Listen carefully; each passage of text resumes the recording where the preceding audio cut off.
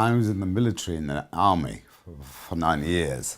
I recall very clearly when I first went to the Vauxhall, because I joined up in 1968, and it was very difficult to have a social life in the army prior to coming of age, coming to 21.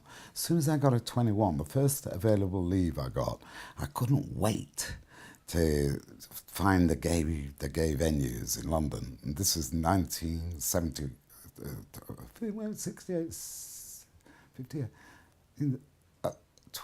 50, 60, 70, 73, 1973, because then I was an adult.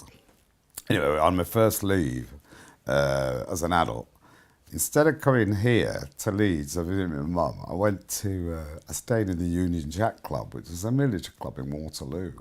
And do you know what? I didn't have a bloody clue where the gay places were, because being in the army, you couldn't talk about being gay, and I couldn't ask my army mates, do you know if there's any gay clubs that are in London? And this is where I wanted to find them out. And guess what I found out? It was very new, Gay Switchboard. Somehow I saw something somewhere about Gay Switchboard, and that was in its very infancy then, in its first day. And then they said, buy a newspaper called Gay News. I said, where will I get it? Said, well, you go to, I don't think you can get it to some of the Tommy Pub to go get it. That was it, the Vauxhall. And I got the Gay News, the Vauxhall. And that's how I found the Vauxhall, yeah. And the first act, I always remember Lee Paris. Always remember that. I'll always remember that name. And I was on my own, a squaddy, never been in a gay pub before, 21, and this was in 1973. And do you know what? Fabulous act. And the pub was crowded. And I was good looking in those days. I was, because I was very athletic. I was into athletics. I was very slim, trim. And God, I chatted up by so many men. I was really embarrassed. I didn't even know how to converse. I'd never even... Yet in that pub, funnily enough, even though I wasn't... This was my first experience in a gay scene. For some reason, the Vauxhall had this very natural, sort of easy-going atmosphere. And it wasn't the real scary experience I expected it was going to be. And the act was fabulous, and we had a terrific night. And I met this guy called Brian. He was a Londoner. He invited me to stay with him, and he lives on Stockwell Road, which is not too far from the Vauxhall. I can remember we walked, and and I spent the rest of my leave with him. And that was my first experience of the Vauxhall. And anyway, to go fast forward, I continued to go there on a very, very regular basis.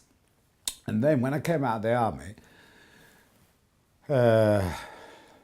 in 77, because I did 9 years in the army, I then got a job in a very fancy gentleman's club where I live in board.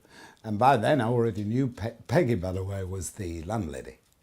And over the years, I got to know when I came on leave. In fact, do you know what? I went to the Vauxhall several times in uniform. Peggy said to me, oh, come in uniform, Andrew, come in uniform. It'll turn them all on. And so sometimes I used to take a risk and go, but I only put the uniform on about 9 o'clock at night. I didn't be seen I had to go in darkness, and I put full number 2s on. Number 2s, that's your formal uniform. And then she said, oh, let's do it. Come back next time with a combat jacket on. So that so sometimes I'm going, what's up, she loved that. And of course, and it did the trick, of course. It did the trick for me, though, because a lot of people turn on by military. And so, anyway, I got to know Peggy very well through that. And she had a boyfriend, a really nice guy. He had a Jag, much younger than herself. And then anyway, when I came out of the army, I went to work in this gentleman's club called the Savile Club on Brook Street. And she said, what are you doing now then, Andrew? I said, well, I've got this job in the Savile Club as a living waiter. And it's right opposite the Claridge's Hotel on Brook Street, near Grosvenor Square. Fabulous locations to live in those days, and I had a big room at the top of the club. And I said, but it was closed at weekends. So she said, that's no. Oh, can you work here behind a bar Saturday nights? She said, free drinks, a lot. And of course, they didn't have the stage in those days. Didn't have the stage then like they have now. Just had the bar. And Lee Paris, I meant the number of times she used to, on all the other acts, the number of times they used to run up that, singing, run up and fall off. It was ever so funny. Real funny. And yeah, I worked there for about 3 years on Saturday nights. And then Peggy gave me a room upstairs. I stayed overnight, had breakfast. Peggy had diabetes, but she was a real personality. She was had right celebrity look about her, and she was full of fun. She was great.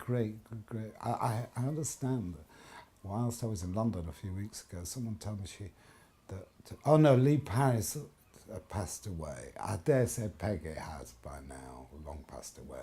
But I'd love to meet anybody who knew Peggy, the landlady, and can remember me behind the bar on Saturday nights and coming in a uniform. There's Brian, there's Ian, there's Trevor, but I can't remember the second names. You never do when you're young, you just remember the first name. But a fabulous place, fabulous.